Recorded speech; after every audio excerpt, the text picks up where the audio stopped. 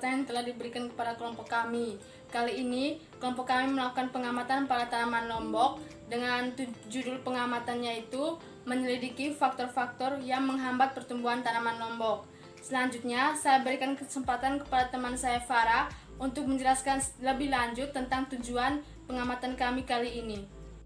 Kali ini kami akan melakukan petikum dengan judul menyelidiki faktor-faktor yang menghambat pertumbuhan tanaman lombok. Tujuan dari petikum ini adalah 1. Menjelaskan tentang faktor internal dan eksternal yang mempengaruhi pertumbuhan tanaman lombok. Kedua, menjelaskan tentang cara bagaimana mengatasi faktor-faktor penghambat pertumbuhan tanaman lombok.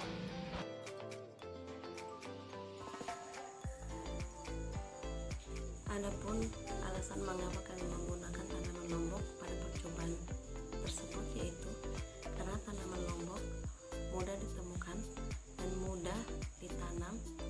Tanaman lombok juga mudah tumbuh di dataran tinggi maupun dataran rendah.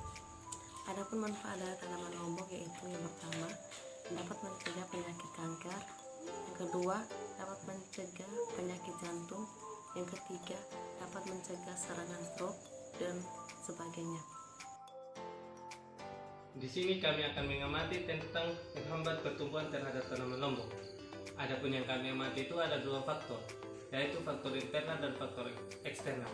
Faktor internal yaitu faktor yang berasal dari tumbuhan itu sendiri, yaitu yang berupa gen dan hormon.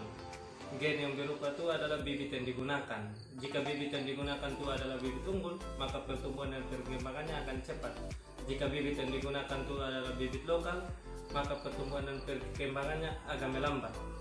Yang kedua itu hormon. Hormon yang sangat berpengaruh terhadap pertumbuhan itu adalah hormon auksin.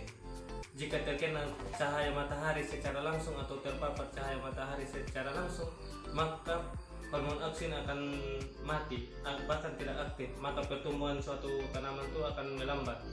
Dan jika terkena cahaya matahari secukupnya, maka hormon auksin akan aktif dan pertumbuhan perkembangan suatu tanaman itu lebih baik.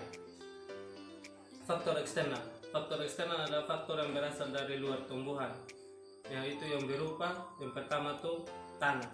Jika kita menanam suatu tanaman pada tanah yang tandus, otomatis pertumbuhan suatu tanaman itu akan melambat.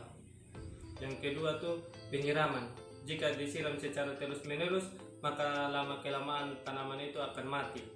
Yang ketiga tuh cahaya matahari. Jika kita menaruhnya di cahaya matahari yang terkena atau terpapar cahaya matahari secara langsung, maka perkembangannya itu akan melambat. Jika kita akan menaruhnya di tempat bayangan atau terkena cahaya matahari secukupnya, maka perkembangannya akan cepat. Cara penanganannya yaitu dengan cara memilih bibit yang unggul, menanamnya di tanah yang subur, menyiramnya pagi dan sore, diberi pupuk, dan ditempatkan pada tempat yang terkena cahaya matahari secukupnya.